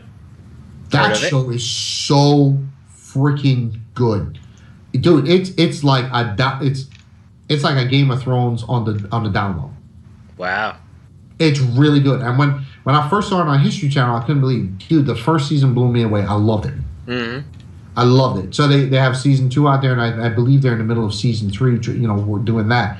So and it's not long. So you know, I think it's like 7 or 10 episodes, whatever it is. Mm-hmm. And you know, like a weekend, like you know, when it's raining or snowing, man, I'll go in there and I'll work that out. You know what I mean? And I enjoy that. And that's a good show, because what they do is with those shows, they give you something meaty in every show, and you're just dying to see the next one. Yeah, you're like, go for it. Oh my gosh. Give me some. Yeah, and then you're like, oh, hold up. You're right. And then you're like, oh man, it's done now? What were y'all doing all that talking for? Oh man. I was trying to look to see if I could get a good picture of Rosario and the character she's supposed to portray, because you would think at this point that that people would know what character she's actually portraying. Now, I don't remember if Daredevil had a girlfriend. Dude, I never read it. I don't know. I wasn't a big Daredevil guy myself. I just started getting into the Daredevil as I got older. But I never did any serious reading with him about him, or comics and cartoons, whatever they had available. Mm-hmm. I wasn't sure, so I didn't know if she played a role with that. Yeah. One thing is for certain, there are definitely plenty of good pictures of Rosario on the net. There are. There are a lot. I would put one up, but I don't. I don't want to put the wrong one up and have people get the wrong impression of the show. We appreciate Rosario for her amazing acting skills, even in Sin City, which honestly was not really a great movie, but I still love Sin City. But that's definitely not one of her best acting roles. But Rosario is awesome in so many ways. She's a big geek. I wish we could get her on the show. Yes, she is. I was actually shocked at comic that. books. She's a huge comic book nerd. Yeah. She'd be an awesome person. Hey, Rosario, if you're listening in some strange way, girl, call me. No, call me. Of course, we all have to get that little high voice for some reason. I have no idea why. But moving on, ladies and gentlemen, we also have another show that is, being provided to the masses today. Powers is on the PlayStation Network. Anybody, you don't even have to have a PlayStation, I don't think, can watch the very first episode of Powers. And I have to take that. Really? You probably do have to. Yes, you probably do have to have some kind of PlayStation product to watch it. But yes. You could probably just go to the PlayStation Store and play it. Yeah, you can probably just go to the PlayStation Store and play it. But the very first episode is free for everybody. If you have PS Plus, you have access to the whole first season, and then I think later on, the future seasons you have to pay a premium for. I think that's how they are planning, going forward with this. But for those of you guys who don't know, Powers is one of those really, really interesting shows that, of course, is based on a comic book. But the whole premise is, it's like there's a division of the police that is tasked with crimes that have to do with superheroes. And the way this particular duo is set up, one of the detectives used to be what they call a power. I think that's the term they use, or a superhero. He used to have powers, but he lost his powers. And he decided to use his insight on the whole superhero mindset or psychology to help solve crimes, because apparently I think somebody was killing off superheroes or something like that. I haven't read it. I haven't watched the show, so I don't 100% know the entire storyline. But that, from my understanding, is the premise of the show, if you don't already know. But the easiest way to figure out and the easiest way to know is what? Jump on your PS3 or PS4, go to the store and watch it. Or even your freaking PS Vita. Ha! I've got one. I can watch it on my Vita right now while I'm doing the show. But I'm not. Well, it's been plastered. Every time I go to a PlayStation store, it's been plastered all over the place. So. Oh yeah. I actually want to I wanted to catch the first, couple episodes and see if it's actually even worth me watching.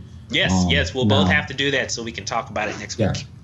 Yes, I will. Yes. I probably will be watching that this weekend. You too, Grim, because I think you in here. I think she's on the feed someplace, or at least I know she was in here earlier. I don't know if she's still in here. Oh no, she's not in here now. But yes, we definitely got to check that out and see whether it's worth it. Definitely. I mean, from what I could tell, it's kind of lighthearted. It's on the lighthearted side. It's kind of comic. It is kind of dark. Very mature content, but it is, lighthearted. It's not straightforward drama kind of show. It's got a comic side to it. So yes, and yes, Mr. Thicker Nation, you even brought us some additional recent exclusive news as well. What else we got going on out there, man? Well, I'm sure everybody noticed already, so this is not even news. Of course it is. But you get your Apple Swatch on, son. Okay? Apple Swatches out there. You know what? I've seen so many stuff about it, and I still actually I don't know what its actual purpose is. Okay? Because it does everything, the same thing that every other watch that's out there that, it's next-gen watch. You got little buttons. You can hook it up to your phone. You can talk to your watch. You can talk to your wrist. It tells you that your heart, your heart's beating and all that stuff. What I did find interesting is that it counts your steps. Does that too. I heard it like clockwork. Nice. Telling you, get your ass up these stairs. What I did find interesting, what I thought was kind of cute, they have a 18 karat gold version of this watch. See if I can get a picture of this joker real quick. Yeah, please do. Yo, it is decked out. It's talking called about Apple's. What is it called? Apple Swizzatch. That's what I call it. I'm gonna type that in. Swizzatch. I don't know if you might get a hit. This watch can potentially, I guess, depending on which one you get, it can cost you up to $17,000. What? So you getting me one, right? You saying the gold one, right? The gold actually, one. I already pre-ordered yours from last year in development, son. Say word. Okay. Look at so you. It's gonna be there next week, right along with your VR headset. Oh, ain't you sweet? Okay. And the swivel chair. Oh, the Roto. Hello, Roto. Right. That's right. With Roto, because we don't want you throwing up over your brand new shiny watch. Okay, this time I'll put the picture over my face. Put the picture over your face. Here's the Apple Swizzatch. Did you get the gold one? Hold on. Let me. Well, yeah, it's got a picture of the gold Joker on there as well. Or a gold trim one. I don't know if this is the gold one, but it's got a gold trim one on it. Yeah, the prices are ridiculous. So they have another model. The lower end model is like $349. Then there's one that's like $5 something. And then of course they have the decked out ones, which are like I believe it starts at $10,000. Let me just what? What the hell is Apple thinking? Dude, it's for a freaking watch? Are you serious? It's 18 karat gold, son. I'm not I kidding, don't care. I would 10 freaking thousand. You can wear a freaking gold bar for that much money and not even have to have the watch. Just put like a freaking bar of gold on your arm. I don't get that. Who the hell is gonna pay for that? What the hell can a $10,000 Apple Watch do? Yeah. That you can't actually do with a freaking ranges iPhone. From price of $349 to $17,000. What? Yeah, hold on. Get out of here. Yo, go look it up. I'm not lying. You a lie, Thiggy. I don't believe you. I don't believe you, Thiggy. Hey, dude, I fell out of my chair when I heard that. I'm like, yo, let me go see what the hell is $17,000. I don't get. Yeah, exactly. I don't get. Yo, I think that stuff costs more than a Rollie. Well, see, right. You get the stainless steel edition, right, which starts at $549 and goes up to $1,000, almost $1,100. Yes. Okay. That's the stainless steel one, right? And then hold on, let me scroll down here a little bit more. So I'm getting ready to put up a little infographic that has some like written material about what the Apple Watch edition. Right, and people are already talking about stuff like with the battery life. You know, like for a watch, this thing only lasts like 72 hours, and you got to be, you know, like you're gonna have to instead of you like staring at your phone, you'll be staring at your watch now. So that's pretty interesting. I mean, like I said, this thing costs more. Like, I don't know who's gonna buy that $17,000 watch. I really don't. Look at this. I got the little picture on this. Each watch has a case crafted from 18 karat gold that our metallurgists have determined to be twice as hard as standard gold. Oh, it's harder than real gold. Oh, that's why it's $17,000. I get it now. Yeah, they probably only make like 5 of them. It's super gold. It's not just regular gold. It's super gold. Oh my gosh, these people, freaking Apple. I just thought that was pretty interesting. Yeah, that's interesting. All right. Goodness alive. So there you have it, guys. If anybody able to get their hand on one of these $17,000 watches, please send us a picture of you smiling with it over Geekswagg so we can post it up so everybody can see it and flossing. It's amazing. It's amazing. But you know what? You know the deal be there's going to be a handful of people that can't afford it. That will buy they'll that have watch. it, of course, just for the mere fact that it says Apple and it's the new Apple whatever. Even if there's like 10 million other companies that have put out smartwatches, the fact that it has Apple on it, they're going to pay for it. Absolutely. And they're going to sit in line to pay for it. Not only pay for it, they're going to sit in line like it's, you know, the new hotness, and you know that nobody else ever has or has ever done, and they're gonna get it. You're like, oh my gosh, look at my watch, and then they're gonna turn around, and the person with like the freaking Samsung watch are gonna be like, yo, dude, I've had this for 2 years. What are you talking about? Which is a lot cheaper. Yeah, but then they're gonna look at it. They're gonna look at them and say, but it's not gold. I've got super gold. Right. So here are some of the prices. So you got, you know, the standard watch, which is you know, it comes in a silver or gray. It's $349. It's 38 millimeter. And then you have $399, which is 42. And then you go up to the stainless steel ones, which are $549, and they have different versions of that. That goes up to almost $1,100. Yeah. Okay. Dude, that's just steep. And then Apple, this is their limited 18 karat gold case. Starts at $10,000 with options raising all the way up to $17,000. That is just believe that. Believe it. Yeah. So, and you guys, I love y'all, man. If you guys want us to demo that 18 karat joint, I'll put it in videos. You know, on fuel cells, but I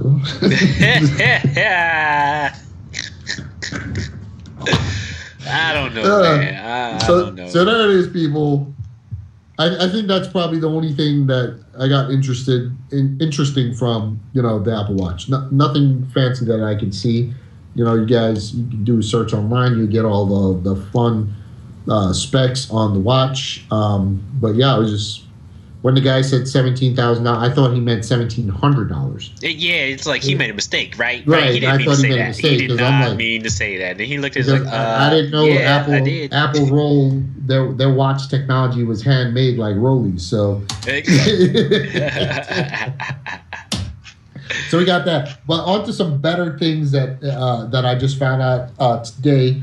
Tron 3. Yeah. Tron 3, son. They're going to start filming. We don't have much detail about it. Very limited stuff. You know, like no detail on it. They just said, yo, we making another Tron. Okay, we going back to the grid, baby. That's right. So it apparently, I guess, as far as what I've seen, is it looks like it's going to be a continuation from the Legacy story. So, you know, they haven't confirmed Olivia Wilde. You know, if she's making her. Gotta put me some cool some Tron stuff up there. Tron pictures up here. Hold on a second. Yeah. Go, keep talking. You know I love freaking Tron, yo. Tron was awesome, man. It was great. You know, when I was a kid, I loved it. You know, I just thought, you know, it was so far beyond the freaking bikes, man. The bikes were what got me crazy. Dude, I was like, yo, crazy. I want a light bike. And they actually made some. That's a Did they really? Well, you know, the last one that came out? Yes. They have people that actually made a full-size, real motorcycle that looks like one of those bikes. Oh, that's gotta be sweet. And it's, I can't remember if, I think it was street legal too. Oh, really? Yeah. Okay. Actually, yeah. So you know, Tron was a great movie coming up as a kid. You know, Jeff Bridges. You know, not a big fan of his, but like, yeah, Bridges, I could have done without him, but dude, but still, it's one of those cult classic, man. You still go back. I mean, like I tried watching it like as an adult, and it was a little painful at some point. You know, when you're watching some of the tech, and you know that. Well, I mean, like, that's like every freaking 80s movie now. It's you know what I mean? Because like when you're looking at their helmet, you're like, that's light bright. Yeah, you know, right? You remember light bright, right? Yep. Oh yeah, that's light bright. The little pegs you put in there. Yeah, I mean, I was still amazed by it, and it was so good when I was a kid. You know, those things, and I enjoyed it. So I'm excited to see what's gonna happen. I'm sure there's going to be more news in the next, you know, probably coming weeks or months about, it'll probably be Tron months. Yeah. So, you know, so if you didn't know, people, now you know. That's in the works. And if you don't know, now you know. And which is actually a great segue. I'm so glad you said that, Thinking Nation. Because, you know, just kind of leading into the music topic, because I know we've only got a few more minutes here, but leading into the music topic, this is something important, okay? For all y'all hip hop heads out here, if you don't know or understand or even already know what I'm getting ready to talk about, then you're not a true hip hop head. Ladies and gentlemen, today is the 10th. Yesterday was the anniversary of Biggie Smalls' death. Biggie Smalls himself, Notorious B.I.G., one of the most important hip-hop figures of all time. I'm certain you guys know of his music, know of his legacy, know of his story. And it was this past Monday. Yeah, today's Tuesday. This past Monday, March 9th, back in 95 or was it 96? I think it was 95. Yeah, I think it was. Yeah. I think it was 95. Yep. He was gunned down, and he was shot. What? It was almost exactly 6 months after Tupac got shot. Yep. So, you know, as you can imagine, all of the true hip hop sites and everything for the past couple of days and all have been, you know, they've been bumping Biggie. And, you know, showing clips of him freestyling on the street and everything, and, you know, doing all their remixes, all their odes to Biggie. I saw a couple of tweets out there from Faith Evans. You know, somebody like took a custom pair of Timberlands and they put like a mural of Biggie on the side of the Timberlands and sent it to her as a gift, which was cool. You know, I'm certain this entire week you're gonna see a whole bunch of stuff just through the interwebs about Biggie and everything. So if you see a whole bunch of stuff popping up in your Twitter feed or on your Facebook feed about Biggie, that's why. If you didn't know already, but it's important that you know. If you are a hip hop head, or even if you aren't a hip hop head and you think you're a hip hop head and you don't know, and if you don't know, now you know.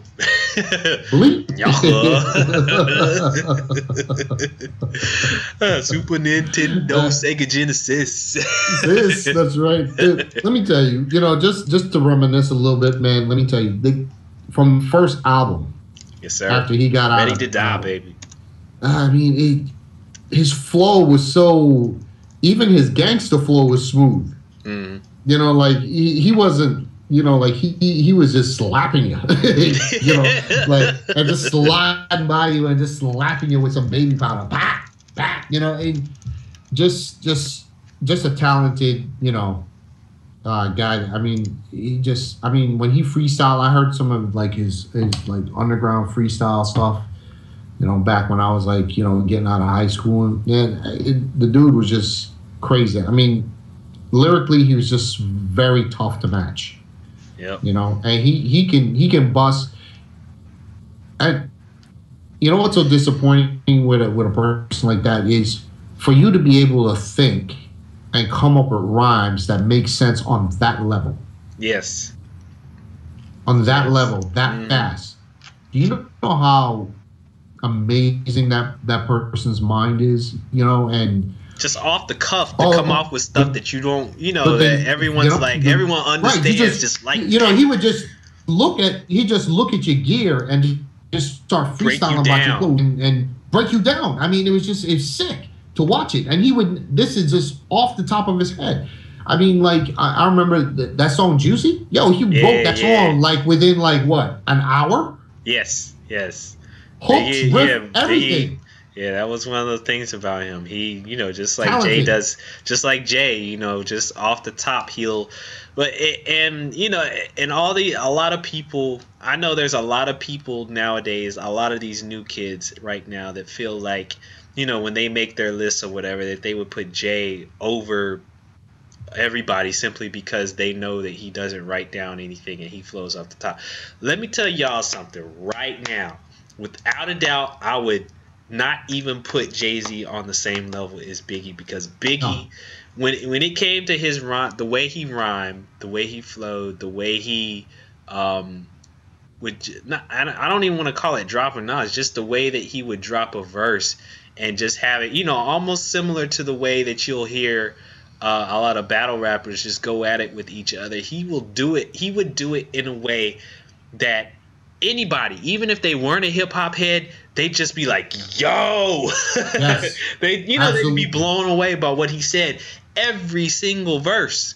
It wasn't like his first verse is better than his second verse. It would be every single verse. He was killing it. Killing it. And the way he did it.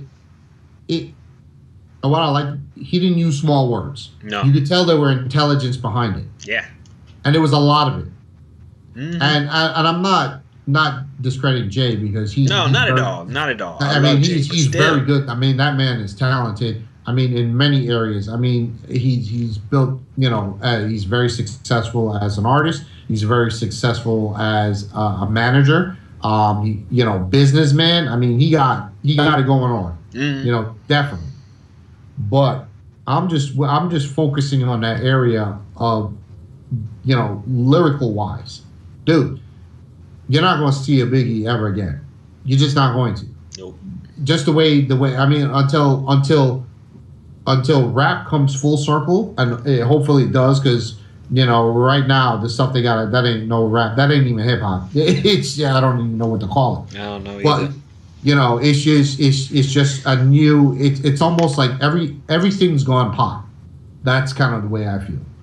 Even rock's going pop, country's going pop, hip hop's going pop, everything's going pop, right? But when it comes full circle and a lot of these things go, maybe we might see somebody else that can do it like that. Because that was like a dying breed. Those skills that he took were from guys like. He paid attention to them, like I'm talking about like the KRS-Ones, the Dougie Freshes, the Slick Ricks, those dudes that they would battle, battle, Big L. Daily. Battle.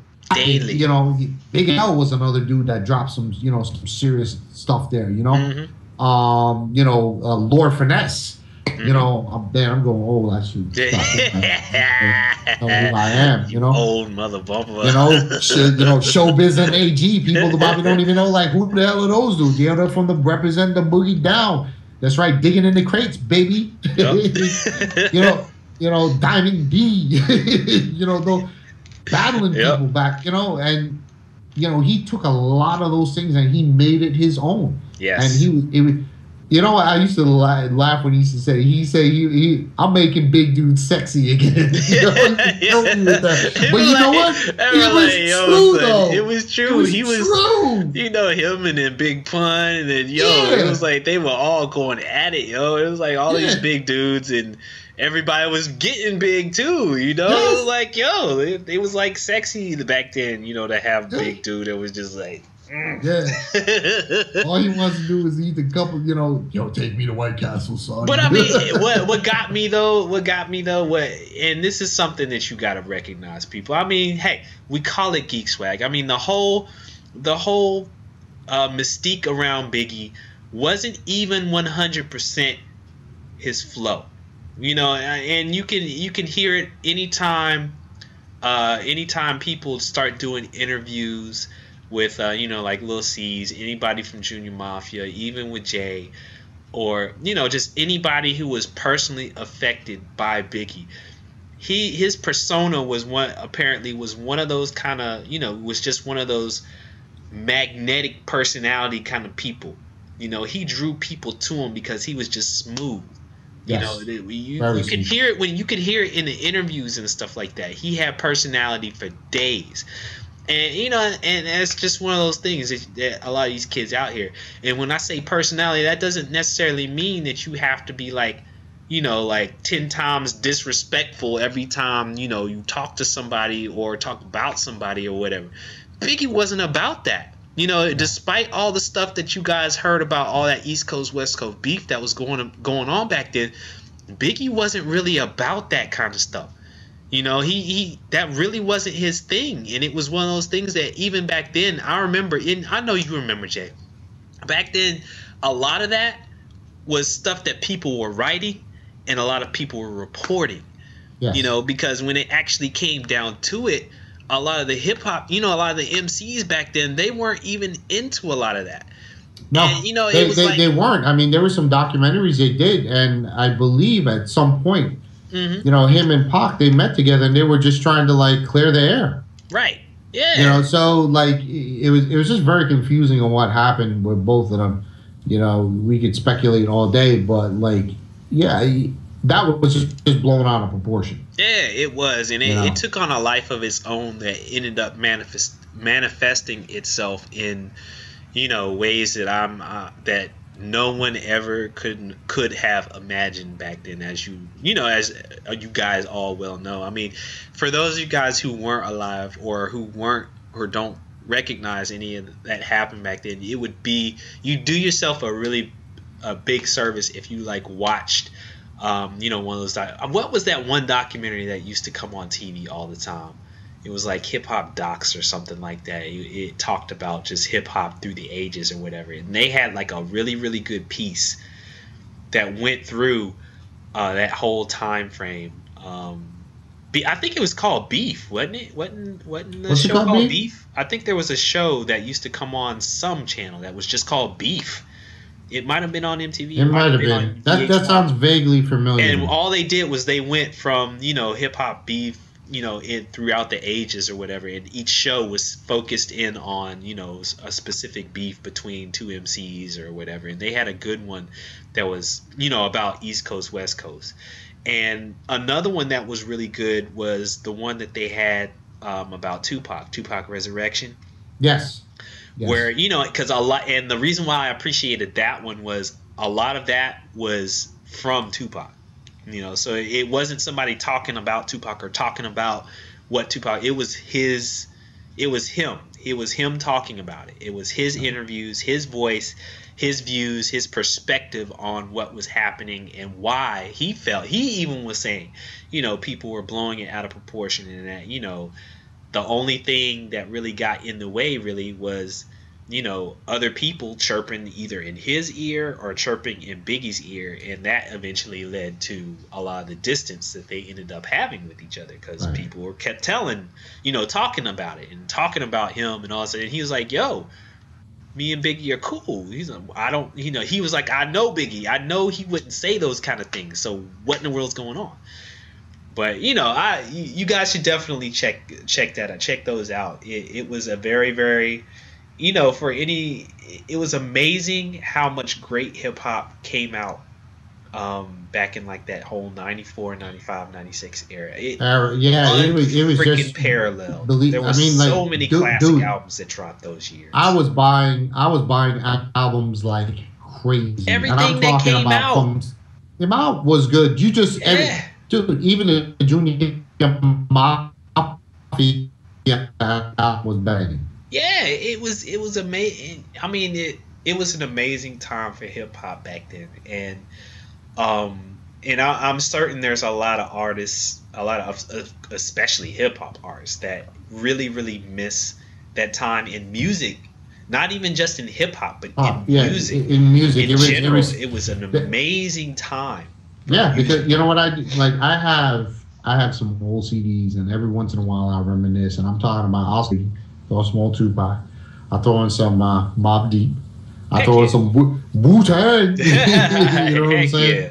Um, that's when Roots were blowing up too. Oh my Yeah, the goodness. Roots were getting going. Outkast had Yeah, just came just out.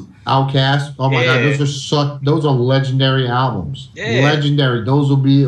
I mean, and they were breaking all kinds of records. Hmm. You know, I mean, it was just. I mean, everything that was coming out. Nas had some good stuff coming out. Hmm. Um, Jay-Z had really good stuff coming out. I mean, it Mary was J just was early in her career, back rare. when Oh I my actually liked God, to listen to her. You yo, know, I don't I like her new still, stuff, but her old stuff, dude. It was freaking dude. My Which Life which which and album? Which what's one the was that one? 411 that had Biggie on The it? one The after remix. that. Um, the one My Life was was the it? one after that one. Which is that the one with the white cover? No, No. that was That was Share Share My My World, World. right? That was her third one. That's my album, son. Yo, Yeah, I'm dude, telling you, out of those all the three stuff that albums, she dude. got, That's crazy. I like the first two, but Hmm. that third one right there blew me away. Wow. Loved it. Yeah. I still rock that till today, son. You know I what's will it? You pop know, that in and listen to and I that. know we're kind of running out of time, but you know what's actually interesting about this? I remember seeing an interview with Mary, and she actually said of like the first few albums that she did, she hates Share My World the most. Really? She did mainly Dude, because I I think just she think didn't there's really so have. many good songs on there. Yeah, there are. There's a lot of great songs on it, but I think from her Dude, perspective, like I think it 90% of was that at a album point. is like banging. It's like all-star music. Yeah, Banging. but 90% of it. I think for her, she was upset because she didn't have as much creative control over that album. So it didn't sound the way I think that she wanted it to sound. It was something to that nature. I'd have to find it, but anywho, Wow, ladies and I gentlemen, just thought that was fine. yeah, Fantastic. yeah. I feel you, man. I feel you. For me, my all-time favorite of hers was My Life. That was when My Life dropped, dude. That was like hearing Lauryn Hill's Miseducation of Lauryn Hill, yo. It was like one of those from Yeah, beginning to end. You know, it's a story. everything. You just listen to it from beginning to end, that kind of way. But, anyways, ladies and gentlemen, this was an amazing show. Thank you again to Elliott Myers and Roto VR for being on the show, filling us in, getting us knowledgeable about VR and what all is going on with VR technology, as well as the virtual reality platform chair that they are with and everything. Thank you so much. Roto. We got to have Elliott back on the show. Absolutely.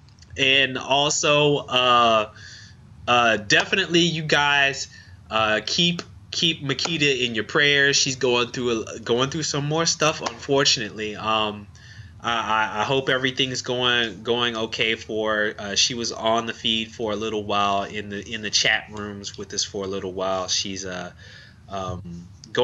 through a little bit, but we'll keep her in our prayers, and hopefully we'll have her for the next show.